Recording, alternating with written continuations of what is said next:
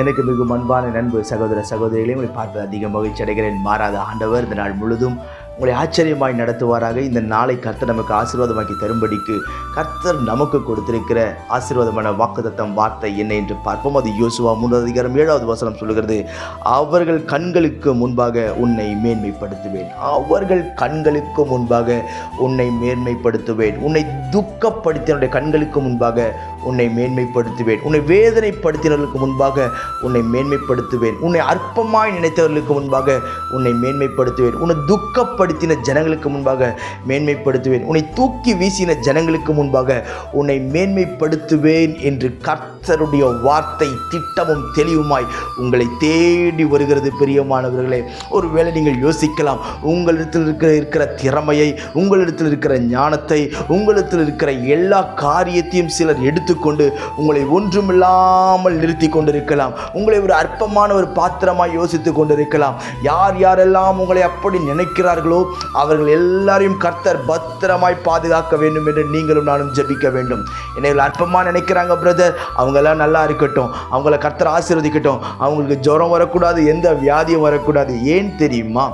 அவர்களுக்கு முன்பாக தான் உங்களை கர்த்தர் மேன்மைப்படுத்த போகிறார். உன் சத்துருவுக்கு மிகப்பெரிய தண்டனை அப்படின்னு சொன்னால் எது தெரியுமா?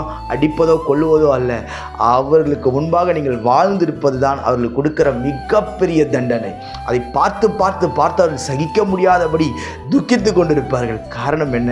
கர்த்தருடைய கரம் உங்களுக்கு ஆதரவாக இருக்கிறது. அன்பு சகோதரனை சகோதரியே, இதே நிலைமையில் நீங்கள் உட்கார்ந்து புலம்பிக் கொண்டிருக்கலாம்.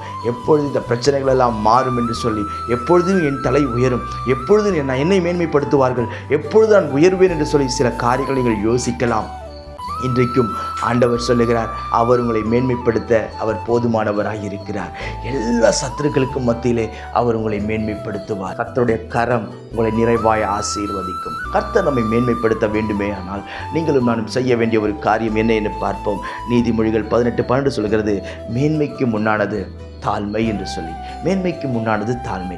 இந்த மேன்மை வருவதற்கு முன்பு உனக்குள்ளாக தாழ்மை வர வேண்டும். இன்றைக்கி பார்த்தீங்கன்னா, கொஞ்சம் பணம் இருந்துட்டா போதும், கொஞ்சம் நல்ல வேலை இருந்துட்டா போதும், கொஞ்சம் நல்ல அழகு இருந்துட்டா போதும், உடனே அவங்க பேசுகிற பேச்சு என்ன, நடக்கிற நட்டை என்ன, உடுத்துகிற உடுப்பு என்ன, பயங்கரமாக அவங்க ஒரு ஆட்டம் ஆடுவாங்க பாருங்கள், பார்க்க சகிக்காது. பிரியமானவர்களே, இன்றைக்கி பணம் ஒரு நாளைக்கு போகும், ஆனால் எது இருந்தாலும் இல்லைனாலும் தாழ்மை என்பதுடைய இருதயத்தில் இருக்குமே ஆனால் கர்த்தர் சகல ஜனங்களுக்கு முன்பாக உன்னை மேன்மைப்படுத்துவார், உன்னை கனப்படுத்துவார், உன்னை வாழ வைப்பார், உன்னை தமது கண்மணி போல பாதுகாப்பார். நான் உங்களுக்காய் ஜெபிக்கட்டும். பரலோக பிதாவே, இந்த வார்த்தையெல்லாம் கேட்கிற என் அன்பு சகோதர சகோதரிகள் ஒவ்வொருவருக்கும் நான் ஜெபிக்கிறேன்.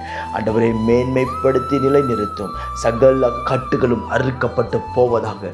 தேவனுடைய மகத்துவம் உள்ள கரம் இப்பொழுது நீட்டப்படுவதாக நான் ஜெபிக்கிறேன். ஆண்டவரே, உன்னதமான தேவனுடைய பலன் ஆண்டவரே என் பிள்ளைகள் ஒவ்வொரு நிரப்பட்டும். இன்றைக்கு மேன்மைப்படுத்தும். எந்தெந்த இடத்துலலாம் என் பிள்ளைகள் கூனி குறுகி ஆண்டவரே அப்பா வாழ்க்கை கசந்து உட்கார்ந்து இருக்கிறார்களோ அந்தந்த இடத்திலெல்லாம் என் பிள்ளைகளுடைய தலை உயரட்டும். என் அன்பு சகோதரனுடைய தலை உயரட்டும், சகோதரின் தலை உயரட்டும். ஆண்டவரே, ஒவ்வொருவரையும் மேன்மைப்படுத்தி நிலைநிறுத்தும். பிள்ளைகள் ஒரு நாள் அற்பமாக எண்ணப்படக்கூடாதப்பா. கிருபை சூழ்ந்திருக்கட்டும். பெரியவர் பெரிய காரியங்களை செய்யும். இயேசுவின் நாமத்தில் ஜெபிக்கிறேன் எங்கள் ஜீவனுள்ள பிதாவே. ஆமென், ஆமென், ஆமென். God bless you.